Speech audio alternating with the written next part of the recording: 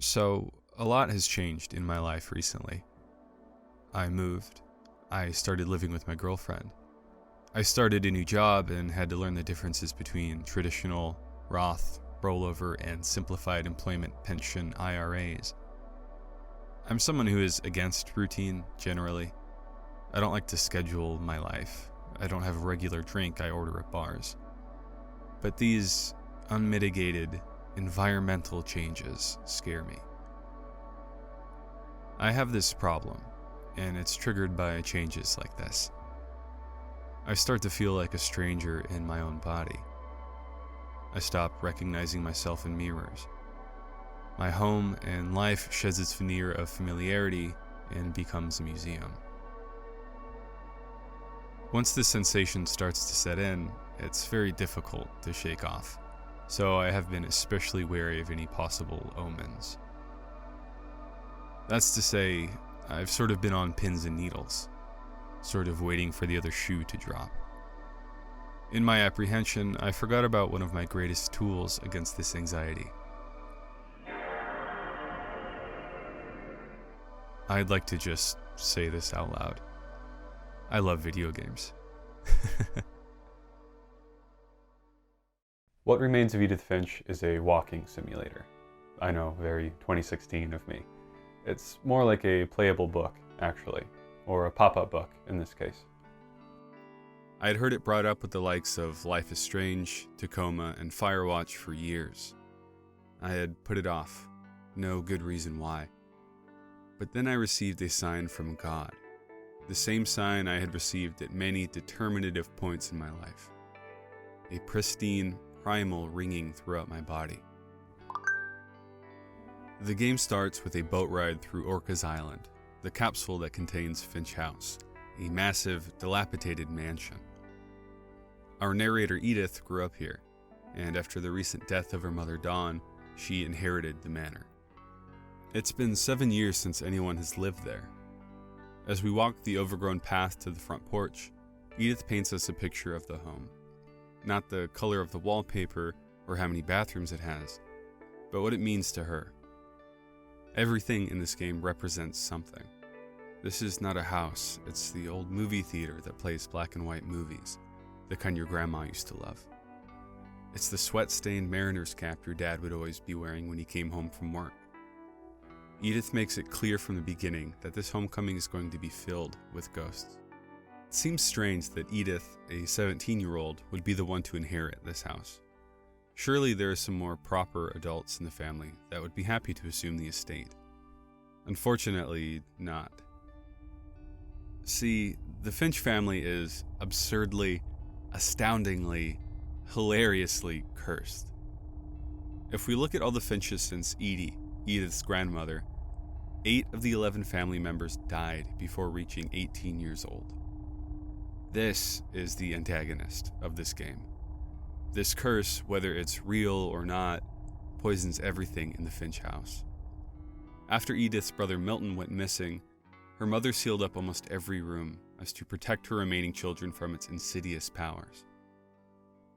As I'm sure you can imagine, Edith has some mixed emotions surrounding the home.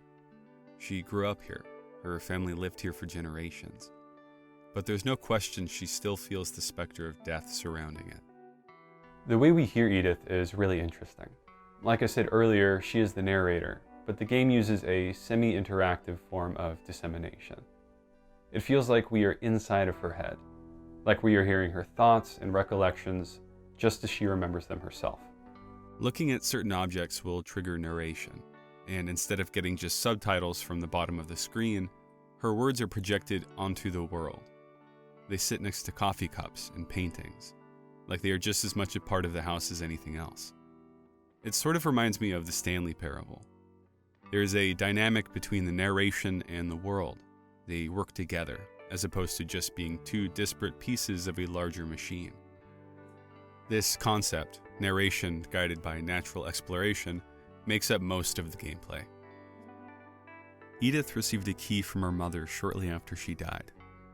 She thought it would unlock the front door, but after her attempt was unsuccessful, she snuck in through a dog door and searched for what her mother was trying to lead her to. As Edith says herself, Her mother was great at keeping secrets. The inside of the house is just as logic-defying as the outside. Many of the doors are sealed shut, so the key's usefulness is not immediately obvious. The player will walk around most of the accessible parts of the house at this point, and Edith will give us her memories piecemeal. Her brother Louis worked at a cannery and brought home loads of salmon. There was only one restaurant that delivered to their house, so they ate a lot of Chinese food. Edith also says something very powerful here while walking around in the front room. Nothing in the house looked abnormal. There was just too much of it. So many memories are coming back at once that she is beginning to feel smothered by them.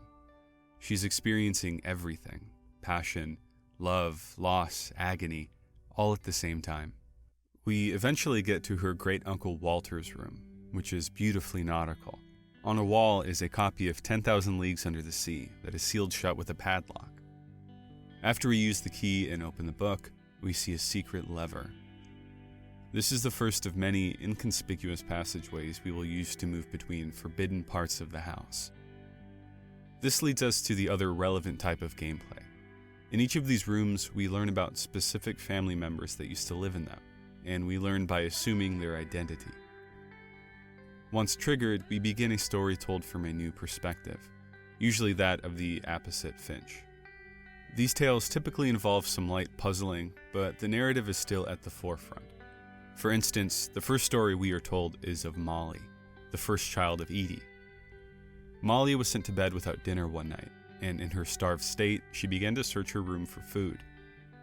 She ends up consuming several holly berries and a tube of toothpaste, both lethally toxic. You then play out an ethereal fantasy. She believes she is different predators, all on the hunt. A cat stalking a sparrow, an owl prowling for mice, a shark devouring a seal. But it's all a mirage.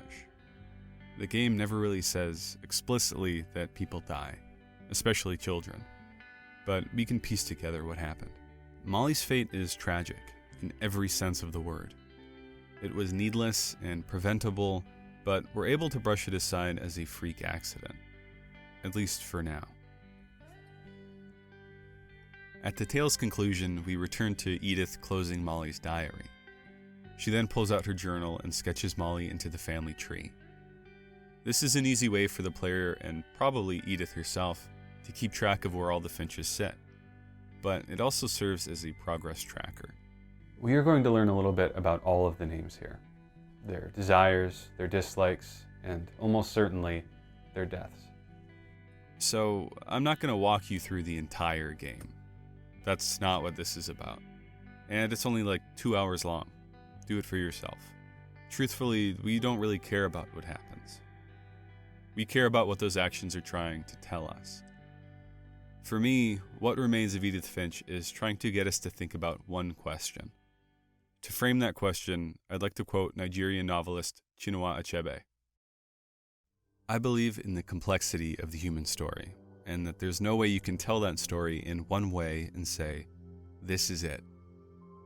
Always, there will be someone who can tell it differently, depending on where they are standing. The same person telling the story will tell it differently. I think of that masquerade in Igbo festivals that dances in the public arena. The Igbo people say, if you want to see it well, you must not stand in one place. Let's move around with this masquerade while keeping one question in mind. Where do we put tragedy? Is there any part of your life that you are shy about? Some feeling or experience that is unpleasant to characterize? Maybe you're afraid that words will give them a shape, make them real. Or maybe there is nothing. There is a black hole where that thought should be, and it's retching and poisoning the parts of yourself that you like. I think you do. I do. These types of feelings don't have to come from cataclysmic events, like the ones the Finches have suffered, but they certainly can. In fact, the tragedies of the family are, in my opinion, intentionally absurd. I think Giant Sparrow, the game's developer, was trying to ask us to not look too closely at the specific circumstances of the deaths. It's easy to simply blame bad parenting or awful luck for what befalls the Finches, and you certainly are justified in blaming those things, but they are not the most lucrative conclusions we can draw. We are going to treat this like a book review in English class. Everything is a symbol or a metaphor or is in some way used to express an idea that is greater than its apparent meaning. With our thesis in mind, let's take a look at Edie. Edith Finch is Edith's great-grandmother. She came to Orcas Island from Norway with her father Odin and her husband Sven in the 1930s. Even back then, the Finches were wrestling with a curse, and the decision to move was sparked in part by the early deaths of Odin's wife and son. Distance would create no buffer, though, as Odin would be killed during the passage, and the first thing Edie did after setting foot in America was begin the new Finch family graveyard. It's clear from early on that Edie wholeheartedly believed in the curse. Perhaps she felt it was distinguishing. Her and Sven built a new home, the one we walk through in the game, and started their new family. Molly, their first child, and the character we first meet, was the next Finch to die. Edie would live to see all of her children die. Her husband as well, who was killed when a giant dragon-shaped slide he was building collapsed on him. This death, personally, was the first that informed me that Edie was dealing with loss in an alternative, possibly extravagant way. It's mentioned she'd like to tell people that a real dragon killed Sven. We all deal with death in different ways. I know that's so vague as to maybe be impotent, but it's the simplest way to describe what is happening in this game. Edie mythologizes. The death of Barbara is probably the most obscured by Edie's methods of remembrance. It's functionally impossible to separate the fiction of the dreadful stories from the truth of Barbara's last day. We simply do not have the information to confidently come to a conclusion. If we take the comic at face value, Barbara was murdered and eaten by a horde of her crazed fans. Now, I really do like this game, but if this is what actually happened to her, I think there's a better world in which What Remains of Edith Finch is a psychological horror game about a family dealing with the cannibalization of their teenage daughter at the hands of her rabid admirers, and not the Portland core sadness simulator game it is now. This cannot be what actually happened to her, but it is what Edie wants to believe happened. Edith says, "Of all the stories people wrote about Barbara's death, I'm surprised Edie saved this one." I think Edie wanted a narrative. She wanted a reason for Barbara's death, and Dreadful Stories gave it to her. It's disturbing and irreverent, but it also showcases her as important and powerful. Barbara was not anonymous. She got the Hollywood ending that her stardom merited. This leads directly to another Finch family member, Walter. He was Barbara's little brother, and he was home during the night of the murder. He apparently became so traumatized by the night that he began living in a bunker under the house and refused to leave for 30 years. It's implied that Edie would bring him his food and supplies. Walter is one of the few Finches to survive past 18, and thus we can look at him for disclosure on our theme. He represents an extreme, at least until the very end of his story. Walter completely retreats from life. He does not give the world the opportunity to hurt him. But in creating his shell, he had locked himself into place. His life is unchanging and wholly unfulfilling. I think, while able to relate on some level to his response to trauma, most of us would say this is an unhealthy and disintegrating lifestyle choice. It is understandable that Edie would still support Walter by keeping him fed and supplied. He is her son. It's hard to reconcile some newspaper clippings we find in Edie's room, where she makes comments on the local legend of a mole man living underneath the Finch house. How ghoulish. How churlish. But also, how relatable. I understand, Edie is not right. But how often do we do the definitive right thing?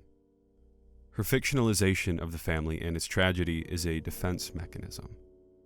She uses distance and extravagance to tell a story that is close to the truth, but not entirely the truth. In our heads, in our memories, all things can be perfect. The world can be exactly what you want it to be. And while it might not be irrefutable, it doesn't have to be. There's no one else in there to refute it. It just has to feel real. So if on one end of the spectrum is Edie, then on the other end is Dawn, Edith's mother and Edie's granddaughter. As Edith says, this will be obvious later, but my mom never told me any of these stories. Edie would have, but Mom didn't like bringing up the past. Dawn is the one who seals up all of the old bedrooms in the house. While Edie may think buying into the curse is a way to give meaning to the lives of those they lost, Dawn tries her best to absorb the death and shield her children from it. She tries to deprive the curse of power. There are a lot of instances of physically retreating from pain, from several characters, but Dawn does it most often.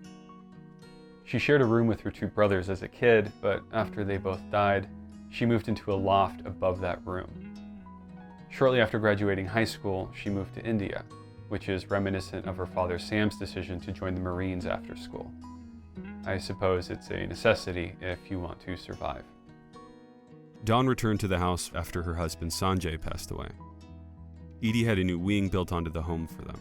It's unclear if Dawn's ideological opposition to Edie was present before this time, and unlikely in my opinion, considering she named her daughter after Edie. But this is when they started to butt heads.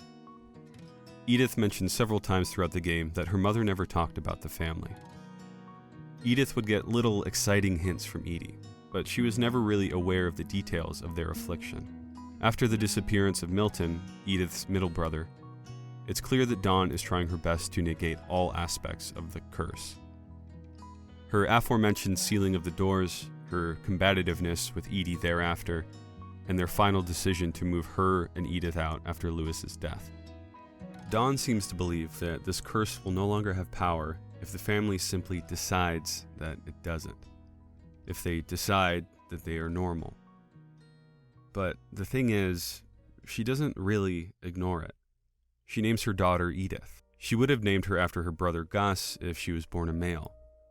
She names the family cat Molly, after an aunt she never met. She moves her children back to Orca's island. I don't consider this a plot hole. Edie and Dawn are meant to represent two very different reactions to grief, but that doesn't mean that they have to be opposites in every significant way. Having inconsistencies or contradictions in your behavior is not bad writing. It can be, but in this case, it feels very genuine. I relate.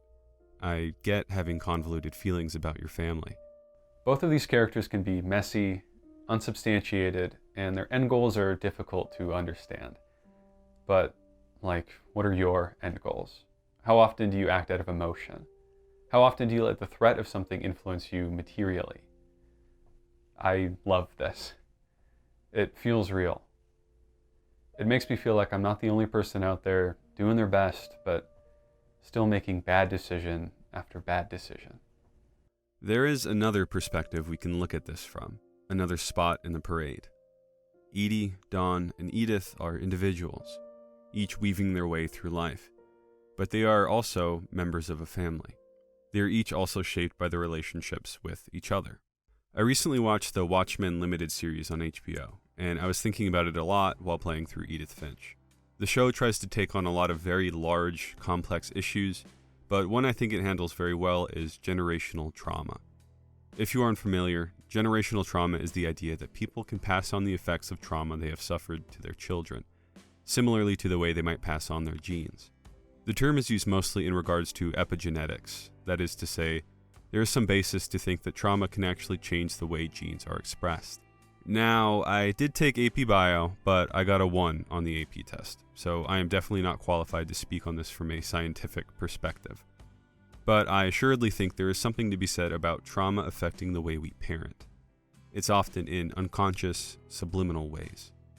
Some pretty significant spoilers for the Watchmen HBO series ahead, so please skip ahead to this time code if you want to avoid them. Our protagonist Angela is a cop by day, masked hero by night. Someone with a bottomless yearning for justice, but also someone who's not afraid to break the rules and ruffle feathers to do what she thinks is right. She profiles closely to her estranged grandfather, Will Reeves, who used to be a cop in New York and was the first masked vigilante to take to the streets and procure righteousness in that most cogent of ways. Neither of them knew the other existed until the time of this series, when Angela was in her 40s. I would say that the reason they are so similar is, yes, partly because of genetics, but mostly because of the person that connects them, Marcus Abar, Angela's father and Will's son. Marcus grew up with a vigilante, the vigilante, and he felt firsthand the toll revenge took, not only on the individual, but also on all the people who depended on him. When an 11-year-old Angela asks if she can rent a copy of the Black Mask movie, Sister Night, Marcus says that people who wear masks are dangerous and to be feared. He has internalized and embodied the stress that his father's lifestyle had drowned him in.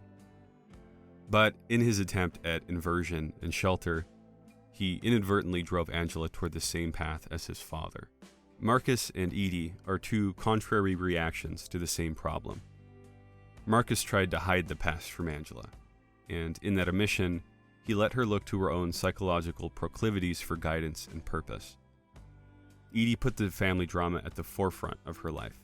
She personified it, and the death and debasement terrified Dawn. I think Edith gets it.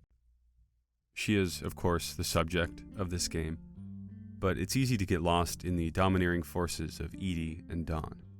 I was lost in it for like the last 15 minutes. She has several thoughtful quotes in this game, but the most focused of them comes at the end. If we lived forever, maybe we'd have time to understand things.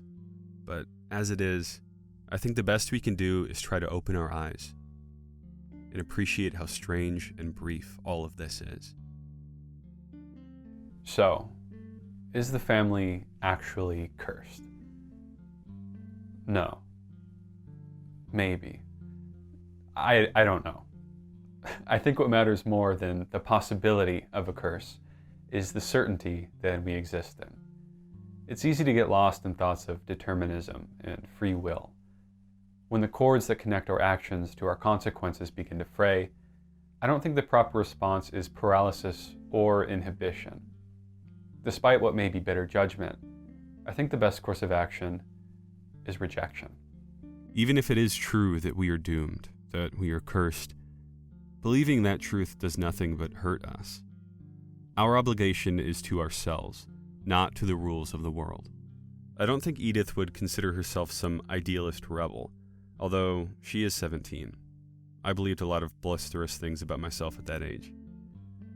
I think she's a survivor who refuses to believe that the world is governed by evil. She recognizes and understands the views of both her mother and great-grandmother, and she forges her own path. Whether or not we experience trauma is not a choice. It is just as much a part of us as our skin and muscle and bone. We choose how to deal with it, what to learn from it, where to hide it away. The ghosts are coming for you anyway.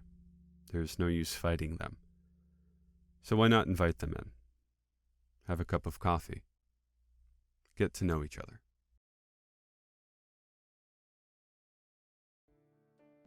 Hello all, me again. So September is National Suicide Prevention Awareness Month here in the US. I don't get into it here, but there are some strong themes in this game regarding depression and suicide, and I couldn't keep it off my mind while working on this video. I encourage you all to take a moment to reach out to a friend, a family member, or even to me if you're struggling with thoughts of self-harm. And also, maybe check in with someone who has expressed thoughts of self-harm to you. If you can, I encourage you to donate to some of the charities I have on screen now. Links to the sites are in the description. There is no shame in suicidal ideation. In some ways, it's natural, but it is not a solution for suffering. My thoughts are with all those who combat those feelings and with those people who have lost a loved one too soon. This is Halloch, signing off.